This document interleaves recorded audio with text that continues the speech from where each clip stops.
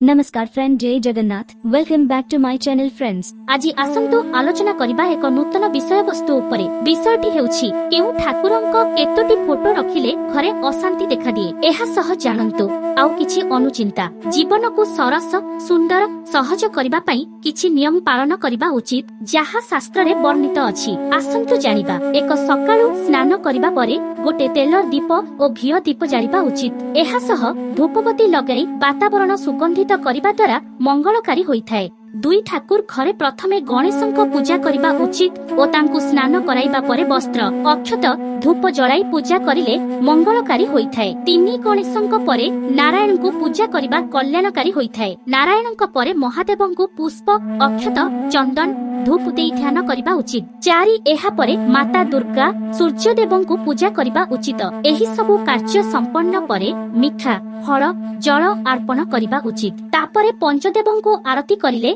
कल्याणकारी होइथाय। पांच ठाकुर घरे धूपबत्तीर धूଳି रखिबा अनुचित। सेही परि दरपोड़ा दियासिली काठी पकाइबा शुभ होइथाय। छ ठाकुर घरे मौली जाइथिबा बा बासी फूल रखिबा द्वारा नेगेटिव शक्ति आसीथाय। ठाकुर घरे दियासिली व्यवहार करिबा परे भितरे रखिबा अशुभ होइथाय। सात सकाळु ठाकुर पूजा करिले दिन सारा पॉजिटिव शक्तिर सचा हेबा सह कार्य वृद्धि होइथाय। सकाळ समय रे स्नान करिबा परे भोर 6 रु 8टा मध्यरे पूजा करिबा उचित। 8 संध्या समय रे ठाकुर पूजा करा जाय। एहा अत्यंत कल्याणकारी होइथाय। महिला माने मासिक धर्म समय रे पूजा पाठ करिबा अशुभ होइथाय। 9 सूर्य ग्रहणर 12 घंटा पूर्वरु अशुद्धि काल होइथिबारु पूजा होय नाही। ग्रहण परे स्नान करिबा परे ठाकुर पूजा करा जाय। 10 जदि घरे कोनोसी अशुद्धि होइथाय तेबे ठाकुर पूजा की देव दर्शन करिबा अनुचित। एहा शास्त्र अनुसार वर्जित होइथाय। 11 दिन 12 रु 4टा मध्यरे ठाकुर पूजा करिबा वर्जित होइथाय। पूजा करिबा पूर्वरु मथारे